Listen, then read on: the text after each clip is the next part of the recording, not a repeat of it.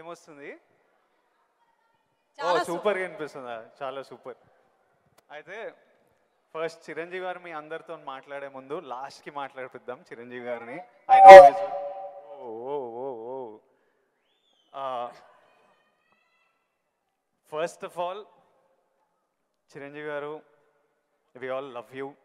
And అరే చిరంజీవి గారికి పద్మవిభూషణ్ వచ్చింది, అందరూ వేసుకోండి ఫస్ట్ ఆఫ్ ఆల్. మీకు తెలుసా అసలు ఇండిపెండెన్స్ వచ్చినప్పటి నుంచి ఇండియాలో ఒక 300 మందికి వచ్చింది పద్మవిభూషణ్. అంత రేర్ అవార్డ్ అది. అది చిరంజీవి గారికి మన తెలుగు స్టేట్స్ నుంచి వచ్చింది. మనం అందరం చాలా గర్వంగా ఫీల్ అవుతున్నాము. సో చిరంజీవి గారికి చప్పట్లు అందరికి. First of all let's celebrate. Thank you Vijay. ఇప్పుడు చిరంజీవి గారు, నేను క్వశ్చన్లకు వచ్చేస్తా. నాకు చాలా డౌట్లు ఉన్నాయి. ఫస్ట్ ఆఫ్ ఆల్ అంటే నేను మీ ఏవి చూస్తున్నప్పుడు మా అందరికీ మీ జర్నీ తెలుసు. ఆ జర్నీ చూసినప్పుడల్లా మళ్ళీ లోపల ఎమోషన్ కలుగుతుంటుంది. ఇప్పుడు నేను ఈరోజు ఇక్కడ ఉంటానని నేను ఎప్పుడు అనుకోలేదు. ఫర్ ఎగ్జాంపుల్ మా నాన్న మిమ్మల్ని ఫస్ట్ టైం షేర్ చేసినప్పుడు మా నాన్న కన్నీళ్ళు వచ్చేసినాయి. ఎందుకంటే మిమ్మల్ని స్క్రీన్ మీద చూసి ప్రేమించి అదొక ఎమోషన్. ఎస్పెషలీ ఆ టైమ్స్లో అదొక విపరీతమైన ఎమోషన్. అలాంటిది మా కొడుకు వల్ల నేను చిరంజీవి గారితో స్టేజ్ మీద ఉన్నా, నన్ను కౌగిలించుకుంటున్నారు అన్నది ఇంటికి వచ్చిన తర్వాత కూర్చొని మాట్లాడుకునే ఎన్నో రోజుల మొన్నటి వరకు కూడా మాట్లాడుకునే ఇన్సిడెంట్ అది. అంత స్ట్రాంగ్ ఎమోషన్. సో నాకు తెలియదు, మా నాన్నకు తెలియదు మేము ఈరోజు ఇక్కడ ఉంటామని. మీరు ఎప్పుడన్నా ఊహించారా ఈరోజు మీరు మెగాస్టార్ చిరంజీవి అవుతారని? మీకు ఈ పద్మభూషణ్, పద్మవిభూషణ్, ఇంత గుర్తింపు, ఇంత ప్రేమ అవుతారని మీరు యంగ్ ఉన్నప్పుడు ఎలా ఆలోచించేవారు? ఎప్పుడన్నా ఊహించారా? ఇది నా ఫస్ట్ డౌట్. ఆ ఊహ ఒకే రోజు మొదలవలేదు. నా ఇంట్రెస్ట్ నేను అలా పెంచి పోషించుకుంటూ వెళ్ళే తరుణంలో నాకు కొన్ని విజువల్స్ అనేది నాకు కనపడుతూ ఉండేవి, ఊహించుకుంటుండేవాడిని. దానికి కారణం బహుశా నాకు చిన్నప్పుడు ఏర్పడిన చిన్న తారసపడినటువంటి చిన్న ఇన్సిడెంట్స్. నేను 10th క్లాస్లోను డిగ్రీల్లోనూ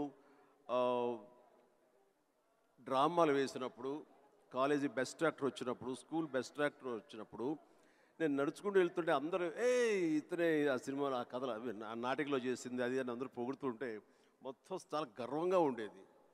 అది రుచి మరిగే నేను ఆ రకంగా నా మైండ్ సెట్ లేదా ఒక బీజం లాంటిది నాకు ఆ క్షణానే పడింది అనుకుంటాను నేను నటుడు అవ్వాలని.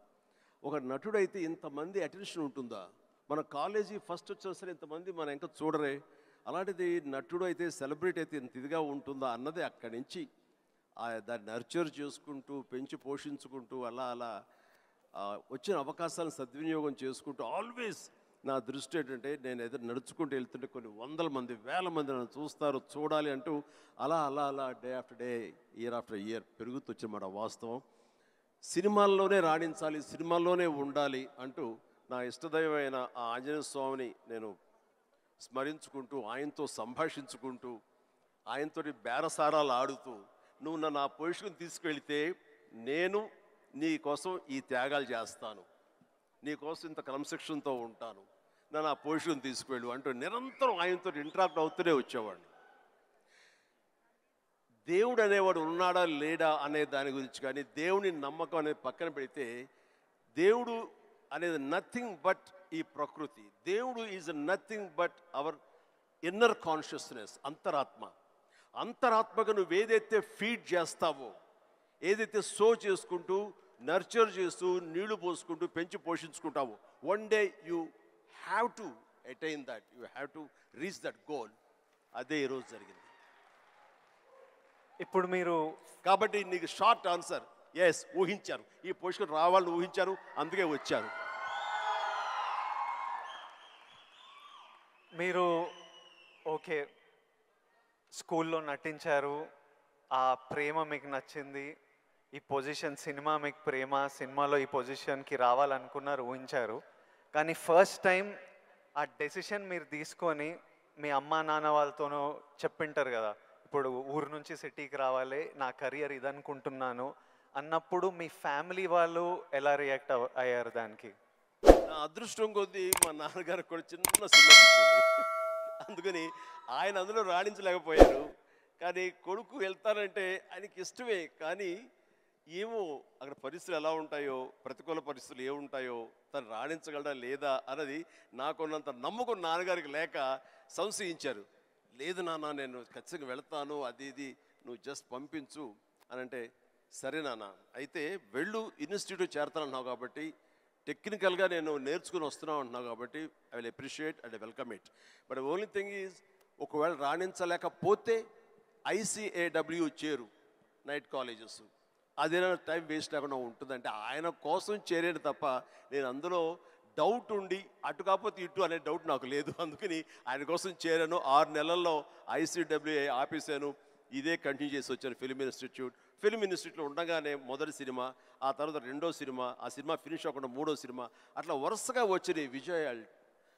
ఐ కెన్ సే నాకు భగవంతుడు ఆఫీసులకి ఫోటోలు తీసుకెళ్ళి, సార్ ఇది నా ఫోటో సార్, నేను యాక్ట్ చేస్తాను సార్ అని చెప్పే ఒక పరిస్థితి నాకు కల్పించలేదు.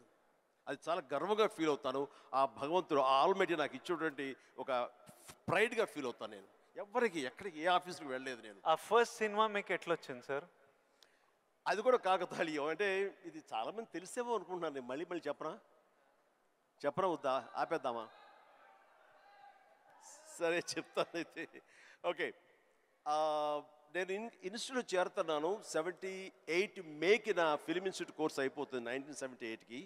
77 ఇనీషియల్ అంటే జనవరి ఆ ప్రాంతంలో నా స్నేహితుడు సుధాకర్ అని వాడు మంచి అవకాశం వచ్చింది. కానీ పునాది రాళ్ళు అనే సినిమాలో 5గురిలో ఒక వేషం చేయాల్సి వచ్చింది. ఆ వేషం చేస్తే నా సినిమాలో నువ్వు చేయలేవు, వద్దు అని భారతీ రాజా గారు అన్నారు. నాకు వెళ్ళి వాళ్ళ దగ్గర నో చెప్పాలంటే భయంగా ఉంది. నువ్వు కొంచెం వస్తే కనుక నేను నో చెప్తాను, కొంచెం ఉంటుందంటే వాడికి భరోసాగా పదర వెళదాం అని చెప్పి వెళ్ళాను. అండ్ వెళితే చేయంటే అదేట్లాగా సడన్గా మేము ఫిబ్రవరిలో పెట్టుకున్నాం షూటింగ్, రాజమండ్రిలో అన్నీ సెట్ చేస్తున్నాం, రాకపోతే ఎట్లాగా అది దానికి లేదంటే నాకు గొప్ప అవకాశం వచ్చింది. కిళకే పోగు రైలు, తూర్పుకు వెళ్ళే రైలు అని ఆ సినిమా తమిళ్లో. అండ్ దానికి సరే ఏమైతే చేయడండి మావాడు, అనవసరం వాడు కెరీర్ పాడు చేయకండి, పదరా అని వచ్చాను. ఆగు ఒక నిమిషం, నువ్వు చేస్తావా అని.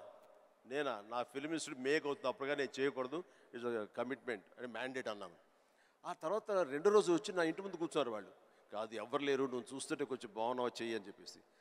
సరే మాకు కాలేజ్ ఇన్స్టిట్యూట్లో మాకు ఈ స్క్రీన్ టెస్ట్ల కోసంగా ఒక రోజు వెచ్చిస్తాం. సో మనం ఇది అవకాశం ఎందుకు తీసుకోకూడదనే ఉద్దేశంతో నేను సరే వస్తాను అన్నాను. అది ఫిబ్రవరి మంత్. ఫస్ట్ టైం రాజమండ్రిలో నా పేరు మార్చుకుని కెమెరా ముందు నిలబడింది ఆ సినిమా 74. ఆ సినిమా పూర్తి అవ్వలేదు, ఆ షూటింగ్ జరుగుతుండగానే అందులో నా యాక్టింగ్ చూసి కానీ, నా ఎంతూజాజం చూసి కానీ, అందులో ఉండే అసోసియేటు ప్రాణం ఖరీదు అనే సినిమా కూడా అసోసియేట్ అతను చెప్పాడు క్రాంతి కుమార్కి, సార్ ఇట్లా సినిమా చేస్తున్నాము, చూడండి మన క్యారెక్టర్ అంటే. ఆయన నన్ను పిలిచారు, బ్రహ్మాండంగా ఉంది, ఓకే రఫ్ అండ్ టఫ్గా ఉన్నాడు, మనకు కావాల్సిన క్యారెక్టర్కి పాలేరు క్యారెక్టర్కి బాగానే ఉంటాడు అని చెప్పి ఆ సినిమా షూటింగ్ జరుగుతుండగా బాపు గారు ఈ రాజమండ్రికి స్కౌటింగ్ వచ్చారు మనూరి పాండవుల సినిమాకి. ఆ సినిమా షూటింగ్లో నన్ను చూసి మనం అనుకునే క్యారెక్టర్కి, ఆ రఫ్ క్యారెక్టర్కి ఈ అబ్బాయి బాగుంటాడే అని వాళ్ళు బుక్ చేస్తారు. ఆ సినిమా చూసిన తర్వాత బాలచంద్ర గారు మహానుభావుడు, గొప్ప డైరెక్టర్, ఇట్లాగా సినిమా తర్వాత వచ్చింది. ఇదంతా కూడా దైవ సంకల్పం. I bound to be here with this position. దీన్ని ఎలా నేను నిర్వచించను? ఆల్మైటీ ప్రకృతి అనివ్వండి, భగవంతుడు అనివ్వండి, నా ఆంజనేయ స్వామి అనివ్వండి, ఆ తర్వాత దాన్ని ఆదరించి పెంచి పోషించిన వాళ్ళు మీరంతా. అంటే నేను ఎప్పుడు ఒక 2 విషయాల్లో బ్యాటిల్ జరుగుతుంటుంది చిరు సార్ హెడ్లో. ఒకటేంటంటే డెస్టినీ. కొందరు ఏమంటారంటే రాసి పెట్టింది జరుగుతుంది, నీకు రాసి పెట్టుందిరా అనే ఆలోచన ఒకటి. ఇంకో నాకున్న ఆలోచన ఏంటంటే కంప్లీట్లీ నా డెస్టినీ నా చేతుల్లో ఉంది, నాకు కావాల్సింది నేను గొడ్డు చాకిరి చేసి అది సంపాదించాలి. ఎవ్వరు మనకు చేసేటోళ్ళు లేరు, ఎవ్వరు చూసేటోళ్ళు లేరు, ఎట్లయినా మనం చేసి మనకు కావాల్సింది మనం సంపాదించుకోవాలన్నది. సో ఈ డెస్టినీ అనేది ఉందా, లేకపోతే కంప్లీట్లీ మన ఓన్ శ్రమన? ఇది నాకు ఇప్పటిదాకా ఫుల్ క్లారిటీ అయితే లేదు. దీని మీద మీ థాట్ ఏంటి? డెస్టినీ అనేది ఎక్కడో ఏవి లేదండి. ఆ డెస్టినీ క్రియేట్ చేసేది కూడా మనమే. మనం క్రియేట్ చేసుకోవాలి. నా పాత్ ఎలా ఉండాలి, దట్ ఈస్ మై డెస్టినేషన్, నా డెస్టినీ ఇది. దాన్ని అచీవ్ అవ్వాలంటే నేనే చేయాలి, అది రీచ్ అవ్వాలంటే నేనే కష్టపడాలి, అక్కడ రీచ్ అవ్వాలంటే నేనే పరిగెత్తాలి, నేనే నడవాలి, నేనే కష్టపడాలి అని మనం అనుకుంటుండగా మన పాత్ మనమే లేచి చేసుకుంటూ ముందుకు వెళ్ళాలి తప్ప ఎక్కడ రెడీమేడ్గా ఉండి జన్మజన్మల ముందు రాసి పెట్టి ఉంటుందంటే ట్రాష్. నేను నమ్మను. మనం సాధించుకోవాలి. మన భవిష్యత్తుకి మనమే ఇంజనీర్స్, మన భవిష్యత్తుకి మనమే నిర్మాతలం. ఎస్, మనమే ఆ డెస్టినేషన్ అన్నది, ఆ డెస్టినీ అనేది మనమే ఏర్పాటు చేసుకోవాలి. మనం ఏర్పాటు చేసుకుంటేనే అక్కడ ఉంది అది. ఇంకోటి, ఇప్పుడు ఈరోజు నేను ఇక్కడ ఉన్నాను, 10 ఇయర్స్లో నేను ఎక్కడ ఉంటానో నాకు తెలియదు. అలాగే మీకు తెలుసు, మీకు విజువల్స్, నాకు కూడా నేను 20-25 ఉన్నప్పుడు నాకు కొన్ని విజువల్స్ కనిపించేటివి. ఇట్లా నేను నిలబడ్డా, జనాలు, అరుపులు, ప్రేమ, సినిమా ఇట్లా నాకు కనిపిస్తుంటుంది. మీకు కూడా మీరు చెప్తున్నప్పుడు అది నేను కనెక్ట్ అయ్యా. అది ఆ విజువల్స్ కనిపించినా ఈరోజు నేను ఇక్కడ ఉంటా అని నాకు తెలియదు. 10 ఇయర్స్ తర్వాత ఎగ్జాక్ట్లీ లైఫ్ ఎలా ఉంటుందో మనకు తెలియదు. మీరు ఇంత జర్నీ చూసారు కాబట్టి మీకు ఆ విజువల్స్ కనిపించాయి, ఈరోజు ఇక్కడ ఉన్నారు. కానీ మధ్యలో స్ట్రెస్ తీసుకున్న రోజులు ఉండింటాయి, డౌట్ పడ్డ రోజులు ఉండింటాయి. ఇట్లాంటివి మీకు ఏం జరిగింది, దాన్ని ఎలా డీల్ చేశారు? మాకేమన్నా అడ్వైస్, ఎందుకంటే వీళ్ళందరికీ కూడా 5 ఇయర్స్లో ఎక్కడుంటారు, 10 ఇయర్స్లో ఎంత పెద్దగా అవుతారు, ఏం ప్రాబ్లమ్స్ వస్తాయో మనకు ఎవరికి తెలియదు. మన శ్రమ మనం చేయాలి 100%. బట్ ఇమోషనలీ, మెంటలీ, సైకలాజికలీ ఎలా ఉండాలో I think there is no better than this man and his journey. ఎవరి లైఫ్ కేక్ వాక్ కాదండి. అండ్ దేనికి కూడా షార్ట్ కట్స్ లేవండి. చాలా హర్డిల్స్ ఉంటాయి, తర్వాత ఎగుడు దిగుళ్ళు ఉంటాయి, ఎత్తు పల్లాలు ఉంటాయి, జయాపజయాలు ఉంటాయి, ఎగ్జైట్మెంట్లు ఉంటాయి, డిప్రెషన్లు ఉంటాయి. ఇవన్నీ కూడా తట్టుకుని వచ్చిన వాడిని, అవన్నీ నాకు జరిగినాయి. ఒకే ఒక ఎగ్జాంపుల్గా చెప్పాలంటే, నా మైండ్ సెట్ ఎలా ఉండిందంటే, ఒక ఉదాహరణకి చెప్పేస్తాను. న్యాయం కావాలనే సినిమా, శారద గారు ఆఫ్టర్ లాంగ్ గ్యాప్ రీఎంట్రీ, ఆవిడ ఒక డిఫెన్స్ లాయర్, నా తరపున కొంగర జగ్గయ్య గారు ఒక డిఫెన్స్ లాయర్, రాధిక ఒక దాంట్లో ఉంది, క్రాంతి కుమార్ గారు పైన క్రేన్లో ఉండి ఆయన కొంచెం ఆపరేట్ చేస్తారు, though is a producer. And 300-400 మంది, ఇప్పుడు ఇక్కడ ఎంతమంది ఉన్నారు ఈ హాల్లో అంతమంది జూనియర్ ఆర్టిస్ట్ తోటి ఉంది.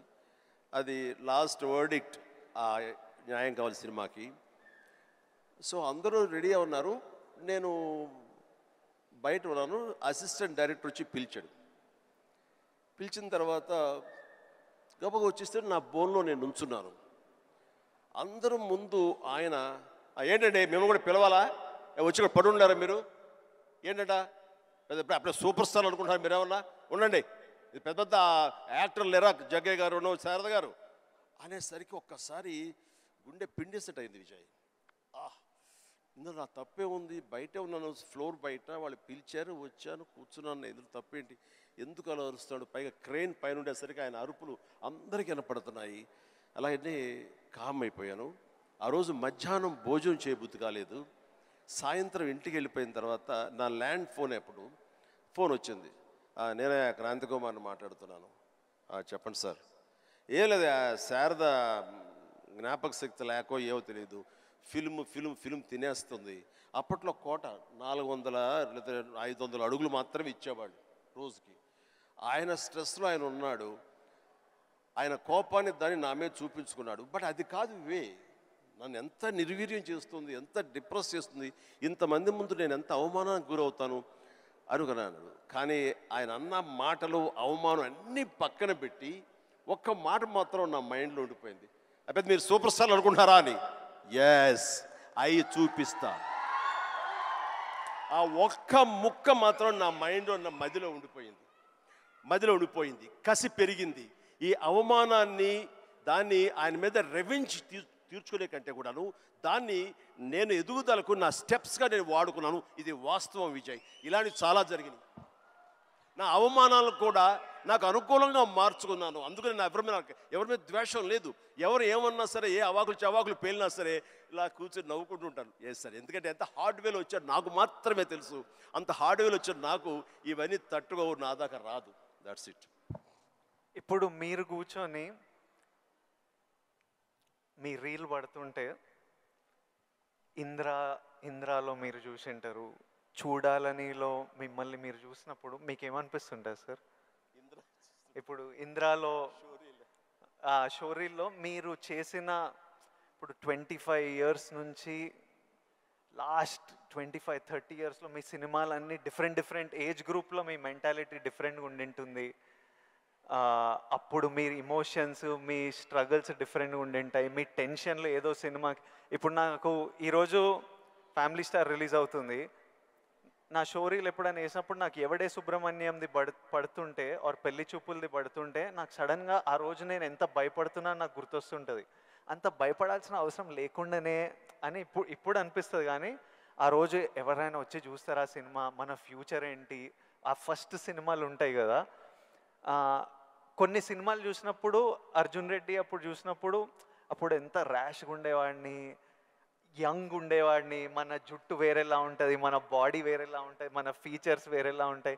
మమ్మల్ని మనం చూసుకున్నప్పుడే ఒకలాగా విచిత్రంగా అనిపిస్తుంటుంది, ఇమోషన్స్ వస్తుంటాయి. అలాంటిది మీరు ఇవన్నీ iconic films, for example Indra అయితే మేమంతా అసలు mad about Indra. Most of your films మీకేమనిపిస్తుంటుంది మీరు చూసినప్పుడు? నాకు పెద్ద తేడా ఏం లేదు.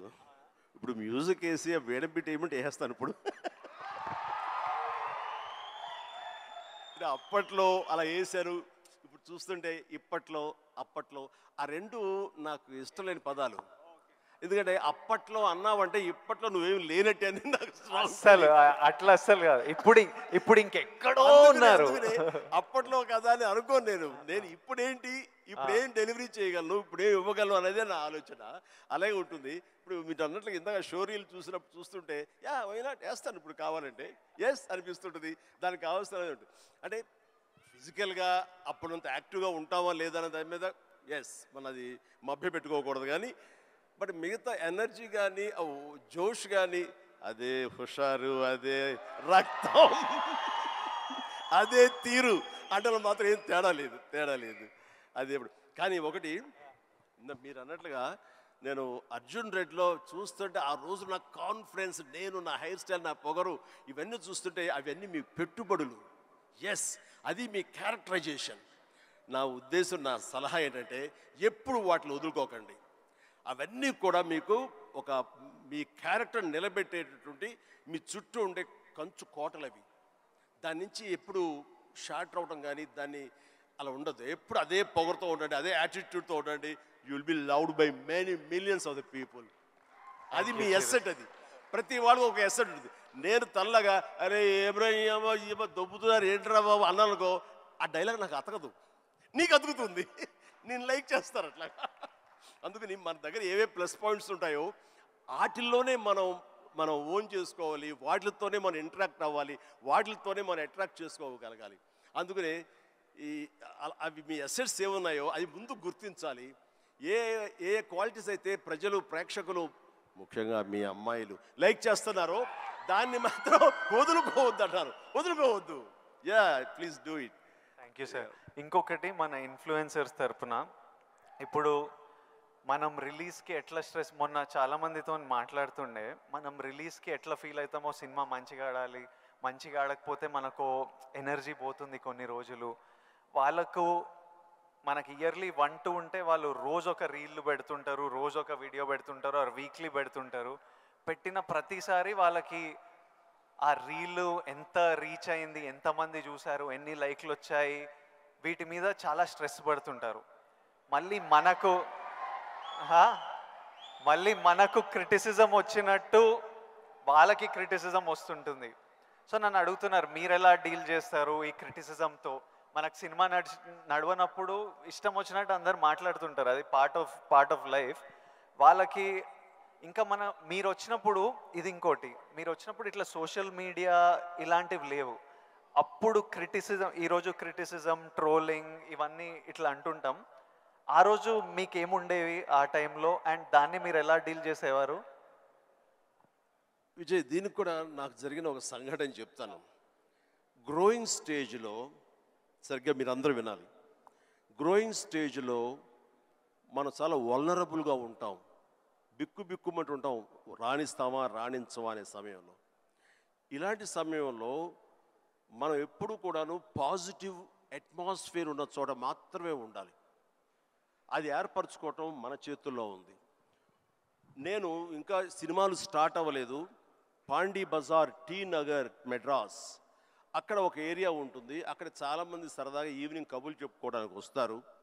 వచ్చినప్పుడు వాళ్ళ దగ్గర నేను సరదాగా వెళ్తే ఒక ఫ్రెండ్ తీసుకెళ్ళాడు, రా సరదా కూర్చొని ఒక టీ తాగి వచ్చేద్దామని. ఏంట్రా మీ ఫ్రెండా, ఎవరు, ఏం పేరు? శివశంకర్ వరప్రసాద్ అండి. ఆహా, ఏంటి సినిమాలో వేషాలు వేద్దామనా? అవునండి. అబ్బో ఏ వేషాలు అంటే, అవకాశం ఉంటే హీరోగా చేద్దామని. రే ఇట్లారా, వీడు ఎంత అందంగా ఉన్నాడు చూడు, వాడు ఫోక్లోర్ ఫేస్, ఎంత చక్కటి ముక్కు ఎక్కువ, వాడికే దిక్కుద్ది వాడు లేదు, ఈయన హీరో అయిపోతాడట.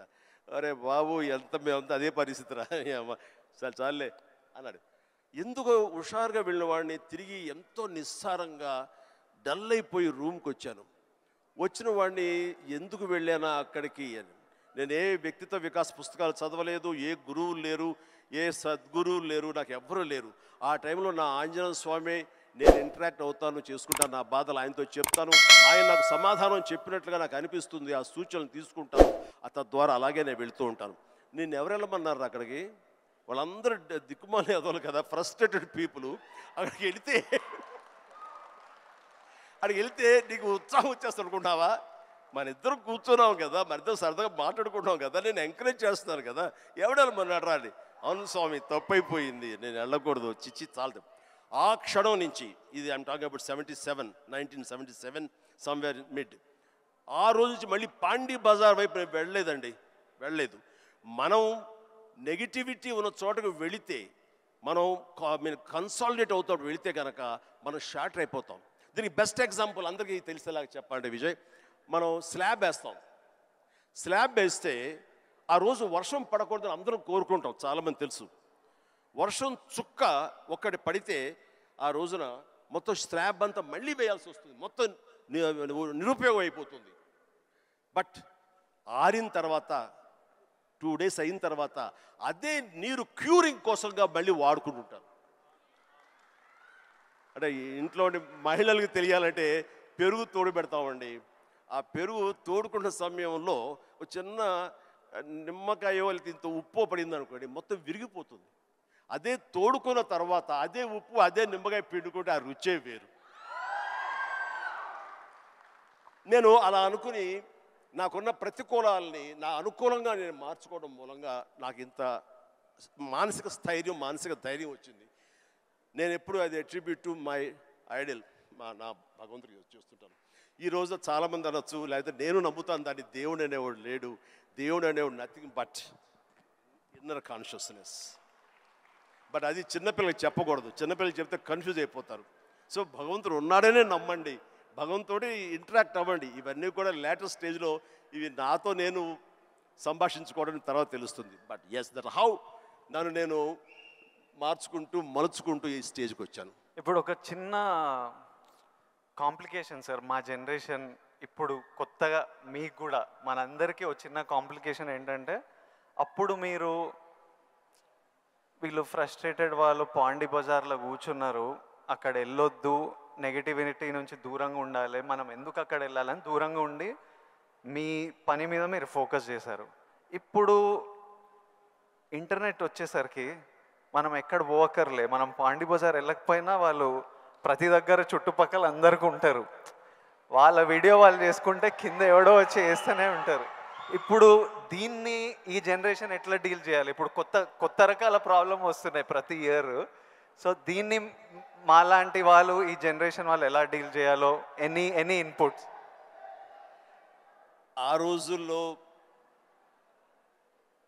మాకు ఇలాంటి సోషల్ మీడియా ఇది లేక ఏదైనా సరే అంతర్మదనంలోంచి పుట్టుకొచ్చేటువంటి ఆ రిజల్ట్, ఆ నవనీతం అంటామా ఏమంటామా క్రీమ్ అంటామా, అదే మమ్మల్ని ముందు నడిపిస్తుంది. కానీ ఈ రోజున ఎవరికి ఏ డౌట్ వచ్చినా ఏ వచ్చినా అబండెంట్ ఇన్ఫర్మేషన్ ఈరోజు మన చేతిలో దొరుకుతుంది. బట్ ఓన్లీ థింగ్ ఈజ్ నువ్వు దాన్ని పాజిటివ్ సైడ్ విష్ చేస్తున్నావా, నెగిటివిటీ సైడ్ విష్ చేస్తున్నావా. నెగిటివ్ సైడ్ అనేది చాలా ఈజీగా అట్రాక్ట్ అయిపోతాం మనం. అది ఎగ్జైట్మెంట్ ఇచ్చేస్తుంటుంది అండ్ ఎక్కడ లేనటువంటి హుషారుని ఇచ్చేస్తుంటుంది. అది అలా కాదు, ఇది హుషారు ఇవ్వకపోవచ్చు, బట్ ఇది జీవితాన్ని ఇస్తుంది. రెండిట్లో ఏది కావాలి నువ్వు కోరుకోవాలి. కోరుకుంటే రెండింటికి సంబంధించిన ఇన్ఫర్మేషన్ ఫుల్లెస్ట్గా నీ చేతిలో ఉంటుంది. ఎప్పుడు ఏ డౌట్ వచ్చా సరే ఇంకో గురువుని ఎవరు అడగక్కర్లేదు, జస్ట్ నీ ఫింగర్ టిప్స్లో నీకు ఉంటుంది. దీనికి మార్గం ఏంటి, ఎలా ఉండాలి ఏంటి అని చెప్పే గురువులు ఎంతోమంది ఉన్నారు.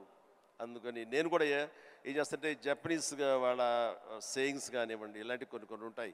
అవన్నీ నేను మధ్య మధ్యలో వస్తుంటే వాటిని ప్రిజర్వ్ చేసుకుంటుంటాను, అన్ని కంపెల్ చేసుకుంటూ తీరుగా ఉన్నప్పుడు వాటిని చూస్తూ ఉంటాను.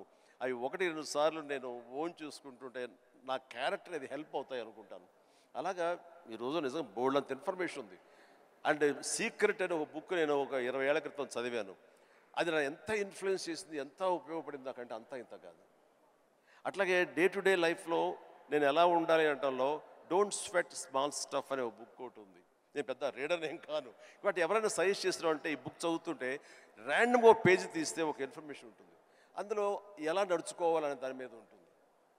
మన పని వాళ్ళ మీద మనకు చాలా కోపం వచ్చేస్తుంది, మన వర్కర్స్ మీద.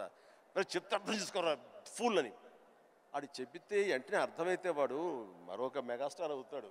వాడు ఆ పరిస్థితి ఎందుకు ఉంటాడు, తన స్థాయి తన ఐక్యూ అలాగే ఉంటుంది. కాబట్టి వాడికి నువ్వు అడ్జస్ట్ అవ్వాలి. So better try to live with the imperfection అన్నాడు.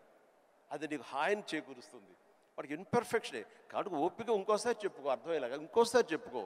అంతేగాని అది మన మనసులో అనుకున్నామో లేదో, మన నోటు దాటిందో లేదో బ్రహ్మాండంగా అర్థం చేసుకోవడానికి వాడేమి నీ లెవెల్ ఆఫ్ ఐక్యూ కాదు, కాబట్టి నీ దగ్గర పనిచేస్తున్నాడు. సో అట్లాగా ప్రతి నా రొటీన్ లైఫ్లో నన్ను నేను చక్కగా నా జీవితం తీర్చిదిద్దుకోవడానికి ఈరోజు మీరన్న ఈ ఇన్ఫర్మేషన్ సోషల్ మీడియా నాకు ఉపయోగపడుతుంది. అండ్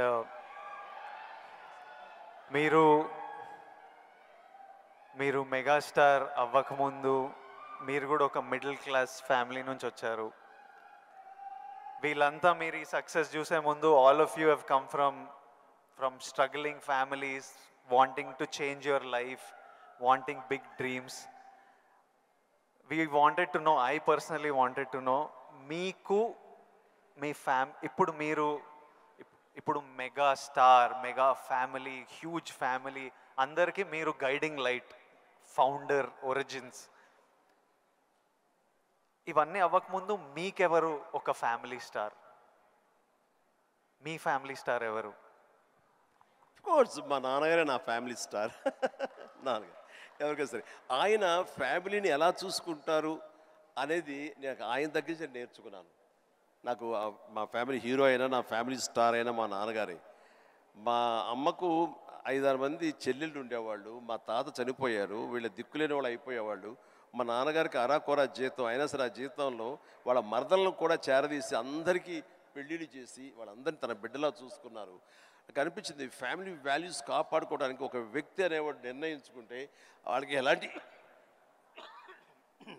ఢోకా లేదు. అందుకనే నేను కూడా ఫ్యామిలీస్కి ఎంత విలువిస్తాను అనేది నేను సురేఖ కలిపి ఫ్యామిలీ ఎంత ఎదిగినా ఎవరి ఫీల్డ్లో వాళ్ళ ఎంత హైట్స్కి వెళ్ళినా ఒక్కొక్క అకేషన్లో మనందరం కలిసిగా మనం ఉండాలి. ఆ 3-4 డేస్ మనం కలిసి ఉండటం మూలంగా మళ్ళీ ఉండే ఇన్హిబిషన్స్, భేషజాలు, చిన్న అరాకొర ఉండేటువంటి మిస్అండర్స్టాండింగ్స్ ఇవన్నీ కూడా సమసిపోయి మనం ఎంతో మళ్ళీ మన బాండింగ్ చాలా స్ట్రాంగ్గా ఉంటుంది. సో ఇదే విధంగా మనం వెళ్ళొచ్చు అంటాను. మొన్న ఈ మధ్య సంక్రాంతికి అలాగే కలిసాము. దానికి ఎన్ని నెలలు ఎఫర్ట్స్ ఉన్నాయో తర్వాత పక్కన పెట్టి ఎందుకు అందరూ సెలబ్రిటీసే కాబట్టి. బట్ దాని రిజల్ట్ ఏంటి, అమెరికా మేము వెళ్ళినప్పుడు ఏమంటే ఆ ఫోటో చూస్తుంటే ఇంత బిజీ పీపుల్ ఇలా కలిసి సంక్రాంతి బాగా స్పెండ్ చేస్తున్నారే, మనం ఇలాగే ఉంటాము, మనం కూడా అనుకుని కలవచ్చు కదా, ఎందుకు కలవు అనేది ఆ ఫోటో మాకు ఎంత ఇన్ఫ్లుయెన్స్ చేస్తుంది.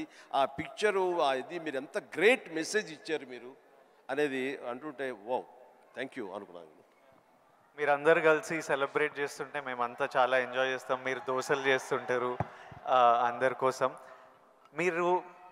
మీకు మీరు ఎలాంటి సినిమాలు చూడడానికి ఇష్టపడతారు Chiru sir? What films do you enjoy watching?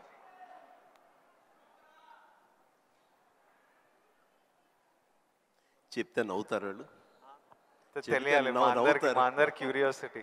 ఎందుకంటే మా ఇంట్లో నవ్వుతారు. అది మిక్కీ మౌస్, లార్ల్ అండ్ హార్డీ, ఇలాంటి సినిమాలన్నీ చూస్తుంటాను. అండ్ ఇది మన ఇలాంటి సినిమాలన్నీ కామెడీ సినిమాలు చూస్తుంటాను. సినిమాలుగా చూస్తే జాకీ చాన్ సినిమాలు చూస్తుంటాను, ఆ action high pact.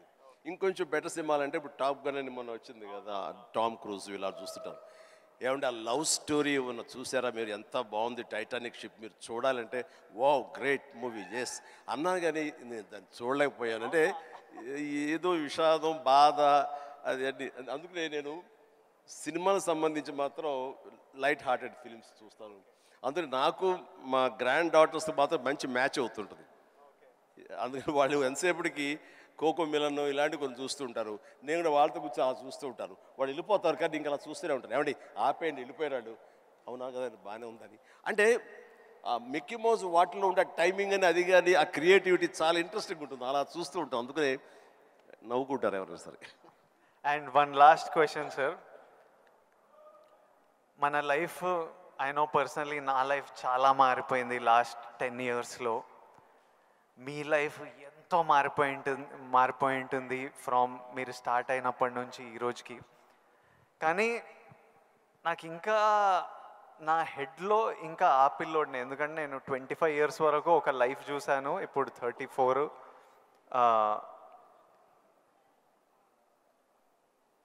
I want to know, ఇంకొన్ని అలవాట్లు అలా ఉండిపోతాయి. ఫర్ ఎగ్జాంపుల్ కొన్ని మిడిల్ క్లాస్ అలవాట్లు, అలానే మీరు ఎంత లగ్జరీ ఎంత డబ్బు చూస్తున్నా కొన్ని హ్యాబిట్స్ అలా ఉండిపోతాయి. ఫర్ ఎగ్జాంపుల్ నేను ఇప్పటిదాకా నా షాంపూ బాటిల్ అయిపోతే ఇంకా దాంట్లో నీళ్లు నింపి ఇట్లా షేక్ చేసి పోసుకొని అప్పుడే బాటిల్ పడేస్తాను, లేకపోతే నా వల్ల కాదు పడేయడం. అట్లాంటిది మీకేం హ్యాబిట్స్ ఉన్నాయి ఈ రోజు వరకు? నా మనసును టచ్ చేసావు. నేను నా గోడు చెప్పుకుంటాను. లైట్లన్నీ ఆన్ చేసి వెళ్ళిపోతానండి, నేను మళ్ళీ వెళ్ళి అన్నీ ఆఫ్ చేసుకుంటూ వెళ్తానండి. టెల్ మీ ఒక 5 చెప్పండి ఇలాంటివి. అలాగా తర్వాత హీటర్ ఆన్ చేస్తారు, గీజరు అంత స్నానం అయిపోతే వెళ్ళిపోతారు, నేను ఎత్తుక్కుని గీజరు ఆన్ చేస్తాను. ఇప్పుడు టెన్షన్ ఎక్కువైపోయి ఏం చేస్తారంటే నా మొబైల్లోనే మా ఇంట్లో ఉండే ఆల్ లైట్స్, ఏసీస్ ఇవన్నీ.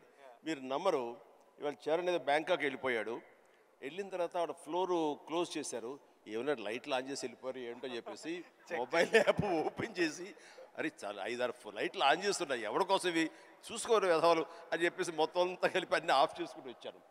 దీన్ని మిడిల్ క్లాస్ మెంటాలిటీ అంటారు. ఇది అవసరం. ఈ రోజున వాటర్ కూడా ఎక్కువ. Yes thank you. ఈ రోజున నువ్వు అంటున్నావు నువ్వు షాంపూ చెప్పావు కదా, నేనేం చేస్తాను చెప్పనా, అయిపోయిన సోపులన్నీ కలిపి గట్టిగా కంప్రెస్ చేసి, ఇది నిజమండి నమ్మరు ఇది చెబితే, సో ఇలా నీళ్లు పోసుకునే కుదించి ఆఖరిగా షాంపూ అది నేను వాడతాను. అందుకనే ఆయన చెప్పగానే ముందు నాకు చాలా రిలేట్ అయ్యాను నేను. సో సోప్ ముక్కలన్నీ కలిపి కంప్రెస్ చేసి అదో సోప్లాగా వాడి అది వాడతాను. అంటే ఇది మన మెంటాలిటీ అలా ఉంది, అలా చేయాలి. ఈ రోజున అలాగే వాటర్ కూడా నేను చెప్తాను, ఈ వాటర్ క్రైసిస్ రాబోతున్నందుకు ఈ మధ్య మేము బెంగళూరులో హౌస్ కట్టామండి. బెంగళూరులోనే ఎంత నీటి ఎద్దడి ఉందని మీకు అందరికీ తెలుసు. అక్కడ ఇంకుడు గుంటల్లాగా పెట్టి వాటర్ని గ్రౌండ్లో ఆ వాటర్ బెడ్స్ మెయింటైన్ చేయడం కోసం ఎవరు ప్రయత్నాలు చేయలేదు. అలాంటివి చేయాలని చెప్పేసి నేను 1 year బ్యాక్ అని అన్నీ ఏర్పాటు చేశాను. ఇప్పుడు ఈ మధ్య దాన్ని ట్వీట్ చేశాను, ఇలా చేశాను బెంగళూరులో నా ఇంట్లో. ఇది ప్రతి ఒక్కరు చేసే కనుక ఆ నీటి రిజర్వ్ మన కన్జర్వేషన్ మనం ప్రొటెక్ట్ చేసుకోవచ్చు అని చెప్పేసి ఇది చాలా అవసరం అండి. ఇది ఇలాంటివన్నీ కూడా చూసేవాళ్ళకు ఉంటుంది. రేపు పొద్దున మేము సంద కలిపి సోపు ముక్కలని మడతపెట్టి అని రాస్తారు, అది ఎగత్తాళిగా రాస్తారు. మీరు దాని నుంచి నీతిగా రాయండి, 10 మందికి ఉపయోగపడుతుంది. వాటర్ ఇంత జాగ్రత్తగా మన షాంపూలు కానీ ఇటు విజయ్ దేవరకొండ, చిరంజీవి లాంటి వాళ్ళు ఇలాగ వాడుతున్నారు. వాళ్ళు సూపర్ స్టార్స్ అయి ఉండొచ్చు, లగ్జరీ లైఫ్ అయితే అయి ఉండొచ్చు. అయిపోగా ఇలా తీసి పడేరండి. అందులో నీళ్లు పోసుకుంటూ షేక్ చేసుకుంటూ వాడతారు. సోపు ముక్కల్ని 4-5 ముక్కల్ని అతికించుకుని ఒక సోపుగా చేసుకుని మళ్ళీ ఏదో వారం పాటు వాడుకుంటారండి. అండ్ ఒక ట్యాప్ ఓపెన్ చేసి షేవింగ్ చేసుకున్న ఇంకోటి చేసుకున్న ఆ వాటర్ని వేస్ట్ చేయకుండా ప్రొటెక్ట్ చేసుకుంటారండి. లైట్స్ అన్నీ ఆఫ్ చేసుకున్నావా లేదా, గీజర్ అన్నీ ఆఫ్ చేసావా లేదా అని వస్తూనే చూసుకుంటూనే ఉంటామండి, despite our busy schedules. So సామాన్యులకి ఇంకెంత బాధ్యత ఉంది, చెయ్యాలి. అందుకని ఇవన్నీ కూడా మీరు సరదాగా రాసుకున్నా సరే వీటి వెనకాల ఆంతర్య మాత్రం సీరియస్నెస్ మీ ద్వారా, మీలాంటి ఇన్ఫ్లుయెన్సర్స్ ద్వారా ప్రజానీకానికి వెళ్ళాలి. ప్రతి వాళ్ళు ఉండాలి. అందరూ తల ఒక చేయిస్తేనే, సో ఒక బిందు కలిస్తేనే సింధు అన్నట్లుగా మీరు అందరూ అనుకుంటేనే నీటి ఎద్దడి లేకుండా జరుగుతుంది, ఈ పవర్ కట్ లేకుండా జరుగుతుంది. అందుకని ఆ రకంగా ఇన్ఫ్లుయెన్సర్స్ వీళ్ళందరూ ఉపయోగపడాలి. చాలా మంచి క్వశ్చన్ వేసి టచ్ చేసాం. నాకు ఒక్క డౌట్ వస్తుంది విజయ్, రేపు మీ సినిమా రిలీజ్ కదా, ఆ సినిమా గురించి కదా మాలాంటి వాళ్ళు అడిగితే మీరు చక్కగా చెప్తే వాళ్ళకి క్యూరియాసిటీ ఉంటుంది. నా గురించి, నా గతం గురించి ఎందుకు చెప్పు. ఇదే ఇంట్రెస్టింగ్ సార్. ఇది మా అందరికీ పనికొచ్చే యూస్ఫుల్. నేను మిమ్మల్ని కలిసినప్పుడల్లా ఈ టాపిక్ మాట్లాడదామని కూర్చుంటా, కానీ మీకు షార్ట్ రెడీ మిమ్మల్ని ఎప్పుడు సెట్స్ మీద కలుస్తా, లేకపోతే ఈ ఫంక్షన్లలో కలుస్తా. ఈరోజు మంచిగా నాకు ఆపర్చునిటీ దొరికింది. అండ్ ఐ నో నాలాంటి వాళ్ళు ఎంతోమంది ఇది వినడానికి వెయిట్ చేస్తుంటారు. ఎందుకంటే మీ జర్నీ మనకి ఇన్స్పిరేషన్ మన చుట్టుపక్కల నుంచే తీసుకోవాలి. నేను యాక్టర్ అవుదామని నేను ఫిక్స్ అయినా, నేను యాక్టర్ అవుతా, నేను యాక్టర్ కాదు చాలా పెద్ద యాక్టర్ అవుతా అని చెప్పేవాడిని. ఒక్క సినిమా లేదు చేతిలో, కానీ ఇట్లాంటి ముచ్చట చెప్పేవాడిని. కానీ ట్రై చేసినప్పుడు నాకు అర్థమైంది ఇది ఈజీ కాదరా, అసలు ఆఫీసులకే ఎంట్రీ ఇస్తలేరు అన్నప్పుడు. సో నేను రోజు ఇంట్లో ఒక 2-3 ఇయర్స్ అట్లా ఇంట్లో కూర్చొని ఇంకా కొంచెం లో అయిపోతుంటే డాడీ అప్పుడు మీ గురించి చెప్పేవారు, అరే చిరంజీవి గారు మీ స్టోరీ చెప్పేవారు, మీరు ఎట్లొచ్చారు, ఎట్లా మీ పర్ఫార్మెన్స్తోని, మీ బిహేవియర్తోని, మీ ఇంటెలిజెన్స్తోని మీ జర్నీ గురించి మాట్లాడి, and he reminded me that you came from nowhere. And నాకు అరే ఇంకొకరు వచ్చి ఈరోజు అప్పటికి మీరు మెగాస్టార్, అరే ఎవరో ఫ్రమ్ నథింగ్ వచ్చి మెగాస్టార్ అయ్యారంటే మనం ఎందుకు కాలేమో, అవ్వచ్చు కదా అని నేను మీ జర్నీ నుంచి అది తీసుకున్నా. సో ఈరోజు ఈ కాన్వర్జేషన్ నుంచి ఎంతోమంది ఎన్నో డీటెయిల్స్ తీసుకుంటారు, ఎవరికో ఎలానో హెల్ప్ అవుతుంది అన్న నమ్మకం, అందుకే ఈ కాన్వర్జేషన్. అండ్ ఫ్యామిలీ స్టార్ గురించి April 5th వస్తుంది. మిగతా కంటెంట్ అంతా మీరు చూసారు, ఇంకా చెప్పే అవసరం లేదు. ఈరోజు బుకింగ్స్ కూడా ఓపెన్ అయిపోయాయి. ఐ నో దట్ చిరంజీవి గారు చూసిన తర్వాత విపరీతంగా ఎంజాయ్ చేస్తారు. చిరంజీవి గారికి గీతా గోవిందం కూడా చాలా ఇష్టం. గీతా గోవిందం చూసి మా సక్సెస్ మీట్కి వచ్చి ఎంతో ఎంజాయ్ చేశారు కాబట్టి మా సక్సెస్ మీట్కి వచ్చి మాతో సెలబ్రేట్ చేశారు. అండ్ ఐ నో ఇది నెక్స్ట్ లెవెల్ ఆఫ్ గీతా గోవిందం ఉంటుంది కాబట్టి చిరంజీవి గారికి హ్యూమర్ ఇష్టం కాబట్టి. ఇంకోటి చెప్పాలి మీకు, నేను సినిమాలు చేస్తుంటే ఎప్పుడు మా టీమ్ ఒకటి ఉంటుంది, నా ఫ్రెండ్స్, నా మేనేజర్, వాళ్ళు ఎప్పుడు విజయ్ నువ్వు ఎప్పుడు ఇట్లా సీరియస్ సినిమాలు చేస్తావు, ఎప్పుడు ఏదో రియలిస్టిక్గా ఉండాలని, ఇట్లా కాదు, మేము యాజ్ ఫ్యాన్స్ మా హీరో అల్లరి చేస్తుంటే స్క్రీన్ మీద ఎంజాయ్ చేస్తాము అని నేను అర్థం చేసుకోకపోయేవాడిని. ఊరికే మీ ఎగ్జాంపుల్ ఇచ్చేవారు, చిరంజీవి గారు స్క్రీన్ మీద అల్లరి చేసి డ్యాన్స్ చేసి అట్లా మమ్మల్ని ఎంటర్టైన్ చేస్తే మేము ఎంత ఎంజాయ్ చేస్తాము అని నాకు గుర్తు చేసి మీ సినిమాలు రిలీజ్ అయినప్పుడల్లా నాకు పంపిస్తారు, ఈ చూడు. ఇప్పటిదాకా మొన్న వాల్టేర్ వీరయ్య అవి కూడా పంపిస్తూ, చూడు చిరంజీవి గారు ఇట్లా చేస్తే మేము థియేటర్లో ఎంత ఎంజాయ్ చేసామని. ఫైనల్గా అల్లరి చేసిన చిరంజీవి గారు ఈ సినిమాలో, and they are all happy, my team. So hopefully you will enjoy the film too. And finally should we surprise Chiranjeevi garu? Should we do the surprise last? దానికన్నా ఒక్క సెకండ్ ముందు we have a few more activities. Actually మీకు నేను ఉన్నానని